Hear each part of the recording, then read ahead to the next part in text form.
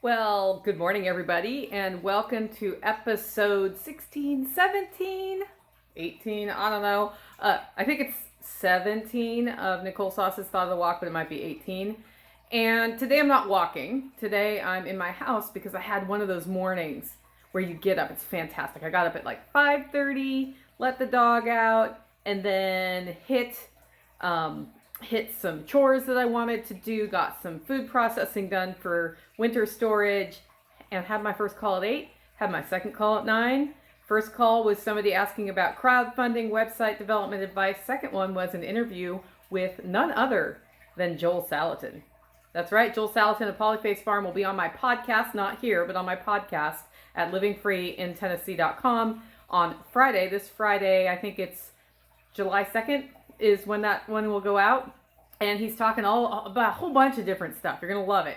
So if you haven't heard my podcast yet and you like Joel Salatin, that's going to be a good one to listen to. But this is a Thought of the Walk. Thoughts of the Walk are designed to be short, and today's is going to be extra short because it's something I thought about as I was cleaning up after having the open house and then doing normal food preservation. I've pickled beets. I've made cucumber pickles.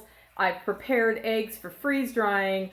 And we've processed 31 chickens. You know what that means? I've done so many dishes. All of the dishes, I've cleaned surfaces, I've bleached surfaces, I have run dishwasher loads, I've sterilized things. All the dishes. Just saying. This is what happens when you live on a homestead and you preserve your food. You do a lot of dishes. And something occurred to me while I was doing them, and it's something that comes out in my cheese class. It probably should have come out in my tomato canning class. I don't remember if it did. But it's about how we do dishes. This is a practical life tip for y'all.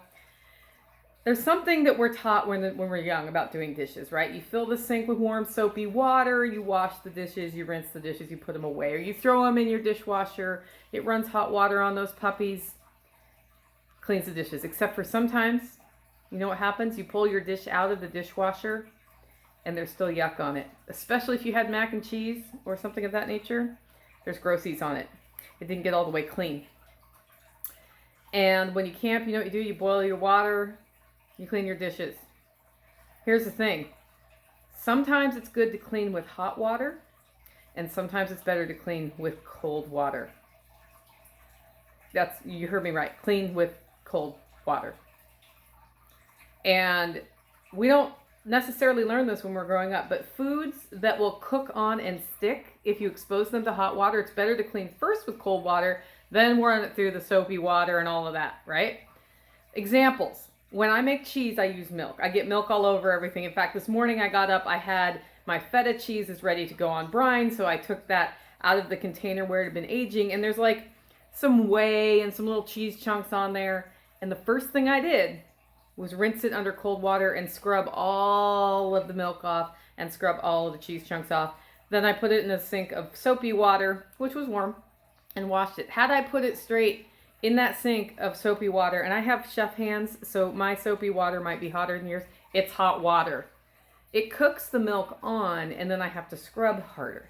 So anything that will cook on, it's best to just clean it with cold water first. So this includes tomato sauce, if you're making tomato sauce or canning tomatoes and have tomato juice or anything, fruit juices, eggs. That's a big one. You scramble eggs in that bowl, you rinse it out with cold water, then you put it in the hot water, way easier to clean.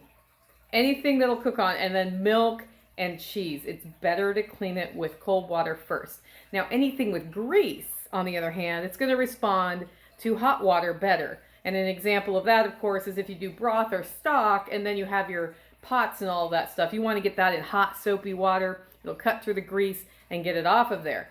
I hope that this helps you when you have lots of dishes like I did, to help speed it up, because it's really cool. I just put all my cold washing stuff in one pile and all my hot washing stuff in the other, and then I fill my sink with warm soapy water and my other sink, and I pre-wash all of the stuff that will respond better to cold water, like the milk, the cheese, all of those, anything tomato cookied, and then I go as normal on the dishes. That's my thought of the walk today. The next one will be on Sunday. Sunday's the next thought of the walk, I think. I think. I could be wrong. Anyway, thanks for joining in, by the way. I'm stoked that we got over 1,000 followers. If you want to share this one with somebody, it's a real accessible topic. Make it a great week.